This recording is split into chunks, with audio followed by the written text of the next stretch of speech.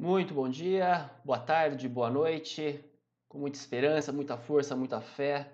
Nós estamos aí no meio da quarentena, não é? Quer dizer, na expectativa de que seja o meio, não sei mais quanto tempo, mas sempre levar o pensamento para que isso passe rápido. Hoje o assunto ele também é bem pertinente. Nós continuaremos aqui com aspectos gramaticais em período composto. Então, o que a gente vai estudar agora vai ser a parte de oração subordinada adjetiva. Bom, de início a gente vai fazer um contraste sempre com a parte de oração subordinada substantiva para que façamos a distinção e não cometamos nenhum tipo de equívoco. Características básicas da oração subordinada adjetiva. A primeira delas, evidente, ela é uma oração que está no lugar de um adjetivo, ela ocupa o lugar, tem função de adjetivo.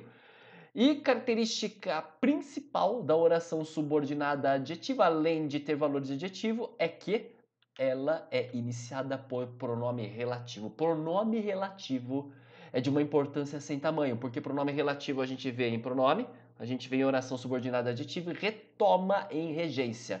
É um dos principais mecanismos de coesão para que o seu texto tenha harmonia, fluidez e evite deste modo tantas repetições desnecessárias por meio de conjunções e, sobretudo, pronomes relativos. Eu, quando era adolescente, gostava de escrever, eu queria manipular bem pronome relativo porque eu sabia que era atributo de grandes escritores. Esses são os principais pronomes relativos: que, quem, qual, onde, cujo, cuja, cujos, cujas. Não existe o cujo o. O cujo ele já puxa, ele já assimila o artigo. Então vamos aqui a alguns conceitinhos bem básicos. Conheci cidades litorâneas. É evidente que, se eu perguntar a vocês qual é o adjetivo desta oração, todos vão dizer completamente de modo correto que é o litorâneas. Claro, óbvio. Eu havia dito que a oração adjetiva ela deriva de um adjetivo ou está no lugar de um adjetivo. Então, neste lugar eu poderia colocar conheci cidades que ficavam no litoral. Então, reparem aqui o conceito bem básico de oração adjetiva. Eu tenho uma oração que está no lugar de um adjetivo. Aí a gente faz aquela velha atribuição de divisão entre as orações, não é? Eu tenho duas orações, primeira oração, a segunda oração. A primeira oração é aquela que recebe o serviço da segunda oração. Então nós costumamos dizer que ela é uma oração que está acima, não é? Então a gente chama isso aqui de OP ou oração principal. A segunda é aquela que presta o serviço de completar o sentido da primeira, então a gente chama de oração subordinada. Lembrando que subordinado, né, hierarquia militar, é aquele que presta contas ao superior. Então, se ela é uma oração subordinada, ela está completando. A 2 completa a 1, maravilha? E é uma oração subordinada aditiva e não substantiva, porque está no lugar de um adjetivo, como eu acabei de colocar para vocês. Este quezinho aqui, ele não é uma conjunção, é um pronome relativo. Como eu sei diferenciar o que de conjunção de um pronome relativo? Isso é muito simples. O que pronome relativo pode ser substituído sempre por o qual, os quais, a qual ou as quais. Neste caso aqui eu poderia colocar conheci cidades as quais ficavam no litoral. Maravilha? Vamos a mais um exemplozinho aqui de oração adjetiva. Na próxima oração, o nabo saboroso foi vendido. É evidente que o adjetivo aqui é o termo saboroso. Maravilha? Então eu vou pegar esse adjetivo aqui e transformar em uma oração adjetiva. O nabo, que era saboroso, foi vendido. Opa, observem que diferente lá do slide anterior, o adjetivo não está no final, está no meio, não é? Então olha o que vai acontecer aqui. A minha oração principal que começou ali, ó, ela terminou no final, perceberam? O nabo foi vendido lá no final. Então a oração 1 começa com o nabo, vai lá para foi vendido e a oração adjetiva, isso só acontece na oração adjetiva, ela divide a oração principal, neste caso. Então, oração principal e a segunda é a nossa oração subordinada adjetiva. Como vocês podem ver, está no lugar de um adjetivo, maravilha?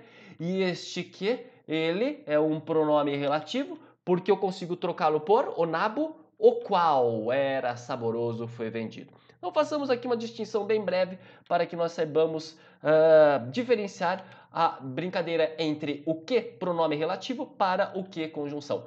A mulher que eu amava, eu pergunto a vocês, este que? Ele é um pronome relativo ou é uma conjunção?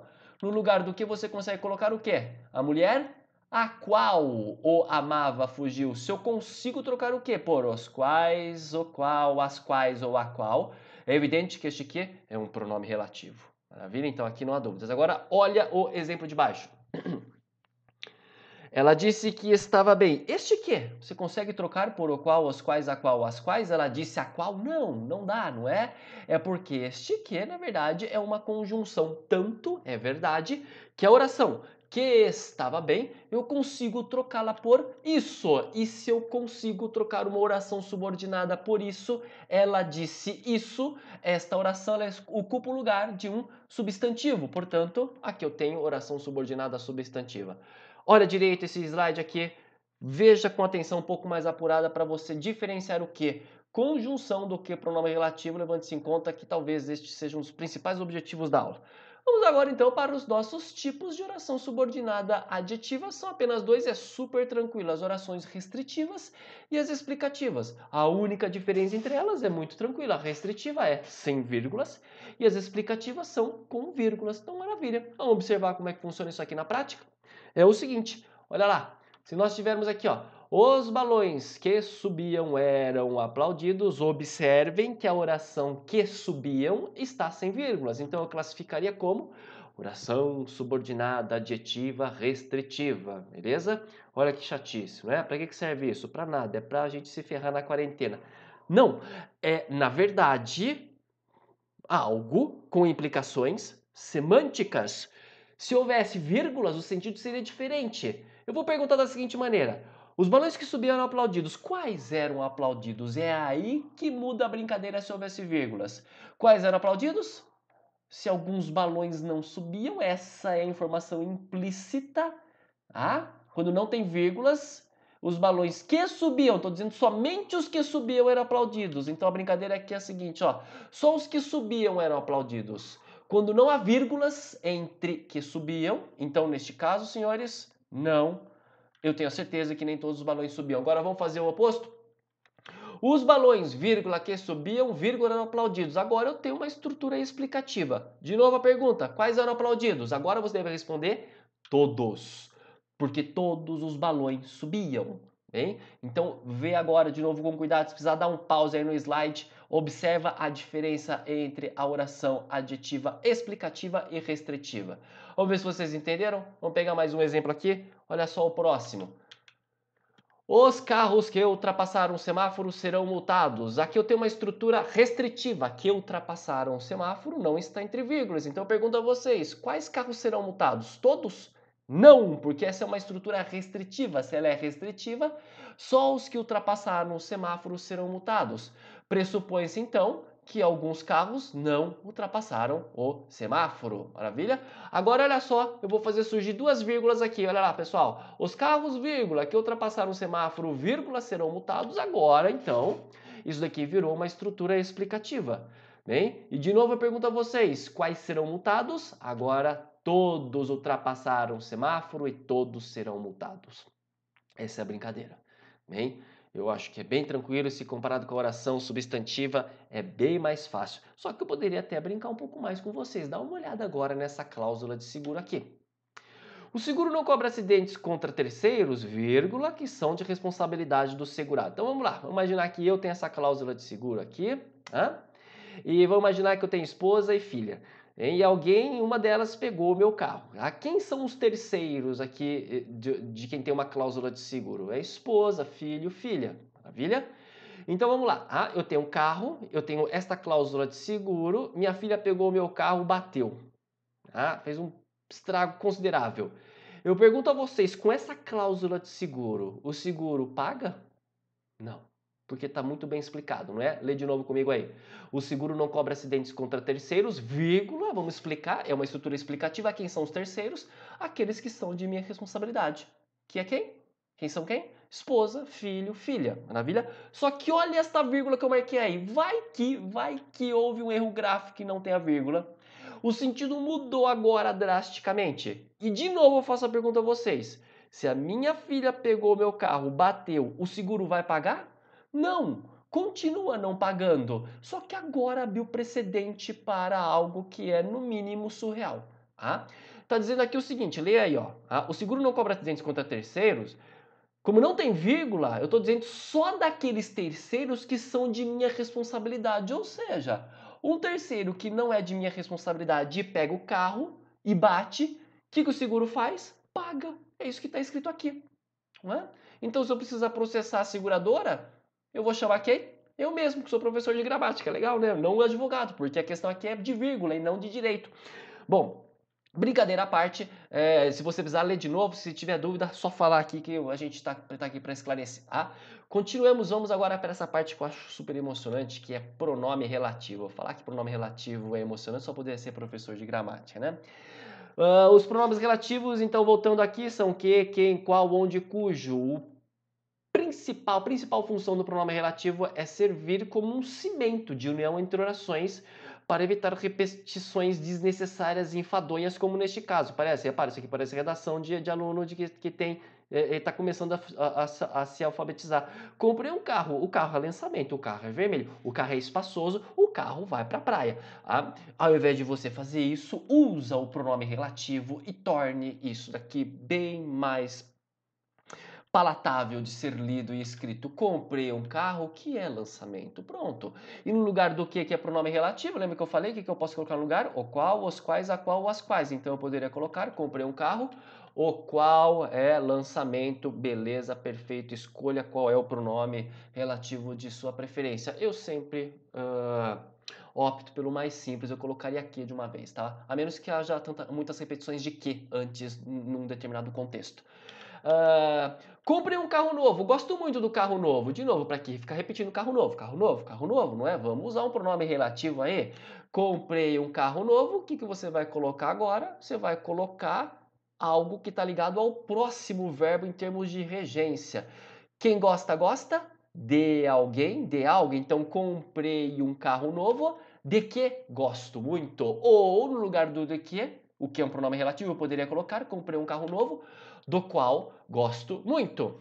Beleza? Se no lugar, comprei um carro novo, eu me apaixonei pelo carro novo, como ficaria? Quem se apaixona por alguém. Então ficaria, comprei um carro novo, pelo qual me apaixonei ou porque me apaixonei. Maravilha?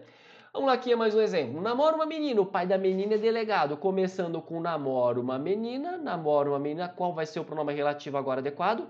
É evidente que você deu uma travada aí, porque não vai caber o quê? Uma vez que nós devemos usar agora a indicação de posse. E a indicação de posse é pelo cujo. Namoro uma menina cujo pai é delegado. Tudo bem? É isso aí. O cujo, diferente do que, ele concorda com o termo que vem depois. O que concorda com os que vêm antes. Maravilha? É isso aí.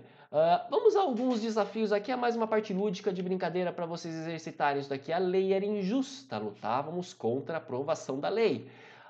Eu quero que vocês façam o seguinte. Coloquem a lei. Agora pega de baixo, lutávamos contra a aprovação da lei, encaixa aí, depois volta lá para a primeira, era injusta. Como ficaria? Eu recomendo que você dê pausa agora, porque eu já vou dar a solução na sequência, né? Não tem cabimento ficar esperando aqui vocês solucionarem isso. Então vamos lá, deu pause? Maravilha? Resposta. A lei, olha só, quem luta, luta, luta por, luta contra, luta por, não é? Tá dita aí a preposição. Então a lei contra cuja aprovação lutávamos, volta para a primeira oração, era injusta. Maravilha? E o segundo desafio último, a gente encerra a nossa aulinha de hoje. A secretária pediu demissão da firma. Marquei a consulta por intermédio da secretária. De novo, é o mesmo processo. Começa com a secretária. Eu quero que você encaixe a segunda oração agora, marque a consulta por intermédio da secretária e volta para cima, pediu demissão da firma. Vai lá, dá pause aí, tenta solucionar. Maravilha? Porque eu já vou passar o gabarito. A secretária, então eu marquei o intermédio, eu marquei a consulta por intermédio da secretária. Então o intermédio aqui, ele tem uma relação de pertencimento com a secretária. Esse aqui é um caso drástico, não é? Eu não vou exigir um nível de erudição disso de um aluno aqui, nem a pau. E aquele que escrever com essa precisão sintático-semântica, eu tiro o meu chapéu, porque não é simples. A secretária, por cujo intermédio marquei a consulta, agora volta lá para pediu demissão. E era isso, senhores, que eu gostaria de mostrar para vocês. Tá? Bom, eu espero que vocês tenham aproveitado muito. Nós ainda manteremos contato, há outras aulas. Ótima semana para todos, fiquem em paz, meus caros. Foi novamente um grande prazer. Abraço.